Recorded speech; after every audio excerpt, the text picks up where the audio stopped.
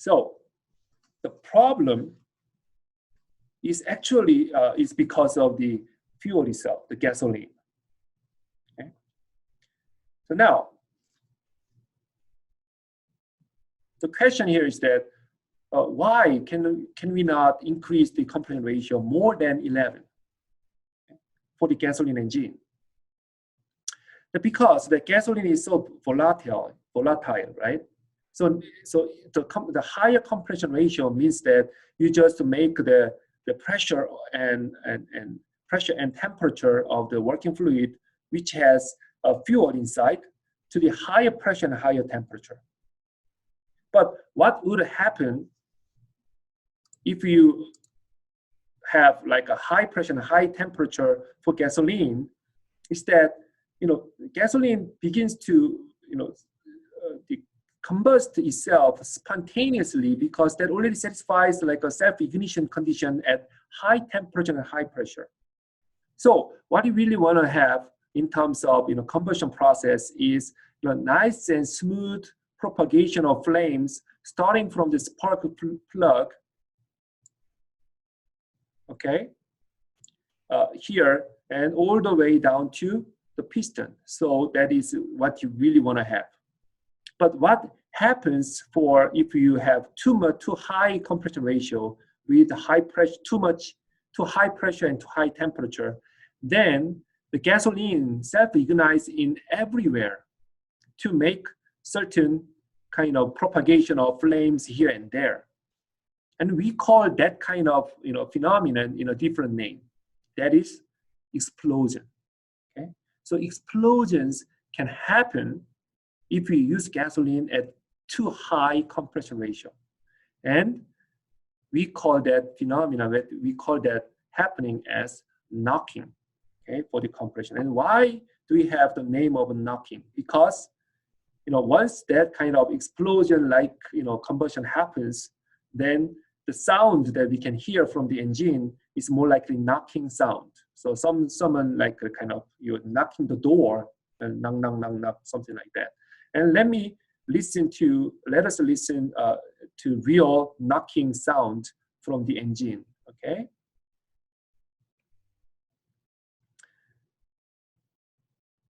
Then it should work. I'm gonna be quiet, so please listen very carefully.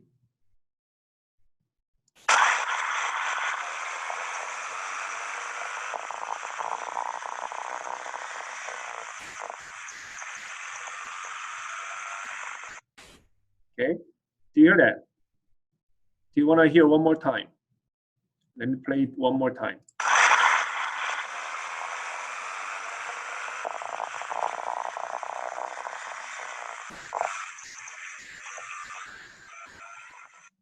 Okay, so did you hear the knocking sound, in the middle of the play of the audio? So yes, so this knocking sound basically is a sound, during the gasoline or your working fluid, the gasoline and air mixture kind of go through certain explosion processes to with the high fluctuations of pressure that hits your wall, and that's sometimes so intense and intense enough to damage your engine. So those are examples that you can see if really serious knockings happened inside your engine. So now, do you see that? So even your piston head can make a hole, can be broken because of too much high pressure, because again, it's more likely explosion. And you see those kind of a big damage to your engine side. So once you have knocking, and a severe knocking, basically you are giving up your engine, okay? So you got to be really, really careful. So then how can you prevent the knocking condition? So again, as I said, that knocking condition is more dependent on your fuel type. So now, as far as we use gasoline for your fuel for your car, then you have to really be careful about preventing the knocking condition happen. Okay, so then you have to be very careful in using your fuel. So here's one index that is octane number for your fuel, so for gasoline. So octane number is the fuel's index that measures the ability to resist knocking. Okay? So higher octane number means that this gasoline can resist knocking more. The lower fuel octane number is that is not likely to resist knocking, severe knocking conditions. Okay, so if you go to the gas station, then that is what you usually see, right? So those numbers here, here, and here, and those are basically a knocking number. Octane number. Okay, so high octane number fuel, which is usually more expensive, that can resist knocking conditions more. So in other words, actually, if you use this fuel, then your engine can endure a higher compression ratio. Okay? If you use a lower octane number fuel, then yeah, that's a cheaper, but this fuel, if you use this fuel, then your engine basically cannot resist high compression ratio as when the engine that uses the high octane number fuel. Okay. Now I give you two cars. Okay, one is Sienna. That's my car. That's my family car. I love this car, by the way. But this, that is just a minivan for family. And let's say that we also have a Ferrari. I love this car. That's kind of super duper kind of dream car of mine. Now, you drive these two types of car, and then when you try to refill your gas, then let's say that you drive a Ferrari, and then you want to fill up your gas. Which fuel do you want to fill up? And what would happen? And if you, depending on the type of fuel that you select. Yeah. Okay.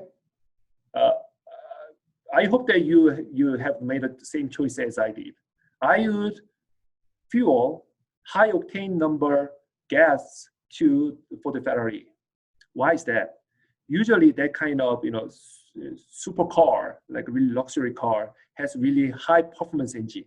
So this car doesn't care about the efficiency. As far as we enjoy driving the car, like a really high engine, like with high power, high horsepower, and with big acceleration. So that engine must have been designed to endure high compression ratio, right? So obviously you must refill the high octane number gas for that type of car. Then what happens if you choose the low octane number fuel just to save your money? It doesn't make sense because you're already driving a super duper car and you're super rich. But let's say that I want to save a certain penny, then I just decide to fuel like a low octane number fuel. Then what would happen to your car? The answer is you are ruining your car engine, because inside your engine there will be knocking, because that type of fuel cannot resist the knocking that much. Okay, so you just throw a bomb inside your car that totally ruins your supercar, and then you don't want to do that, right? Then how about when you try to drive the minivan? Yeah, it's totally fine because minivan engine is just a very economic kind of type of car. So that takes efficiency more seriously than just a power output. It's not for fun. It's like just for family car. We don't want to drive this minivan like I don't know, maybe 100 miles per hour, and nobody wants to do that because you have your keys in the backside. So it's totally, this engine is totally designed to have low octane number fuel because that is more economical, that is cheaper to use that type of fuel. Yes, right? So I would refill low octane number fuel for my minivan.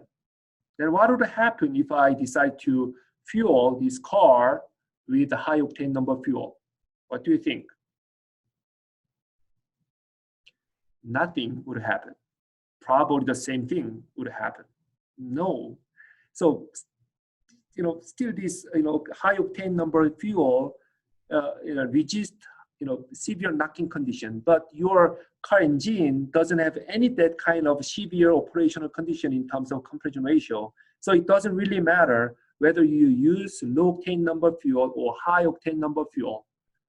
Just you are wasting your money by refilling very expensive fuel to your minivan, right? So I don't want to do that. That's why I usually refill low octane number fuel for my minivan.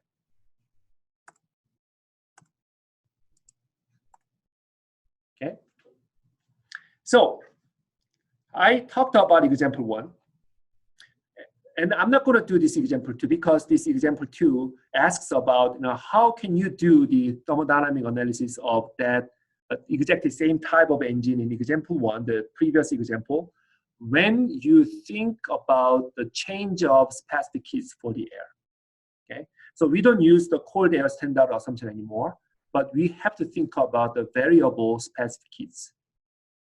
Okay, I'm not going to solve this example because the example solution is already given in the textbook. But that, the fact that I'm not doing it here does not mean that you just can ignore it. Please study that, example practice by using your textbook. Okay, promise me, you have to do it. Okay? But now, what I'm going to do is I'm going to compare. I don't know how I can change this. Okay, I want to remove that, but never mind. Okay, so don't worry about Lindbergh condition and this one. I will figure it out how to remove it later. But now let's try to compare example 1. That is for cold air standard assumption with the constant specific heats. And example 2, that is solution that I borrowed from the textbook, which considers the variable specific heats. Now let's try to compare the values of those calculations. And you see those kind of values, they are slightly different. Yeah, obviously that is the why we there's because of the difference in terms of assumptions. But if you look at the efficiency and net power, I would say that's pretty similar. Okay, and now when you consider the variable specific heats, yes, the calculation itself becomes way more complicated and way more challenging. Okay, so the point here is that even the cold air standard assumption with the constant specific heats actually give us decent approximation, decent estimation of net work and power and the efficiency. So that's quite good ballpark number by doing that simple analysis. That is a good start for more complicated analysis. So that is the point. So today, I tried to solve one very nice example problem to show you how to do the thermodynamic analysis for the ideal Otto cycle. Again, please remember that our focus always should be on the calculation of the net work or net power and the thermal efficiency. These are two very important values that we always have to think about when you try to do the thermodynamic analysis of the cycle. Okay, thank you so much for your time and for listening and watching my video lecture.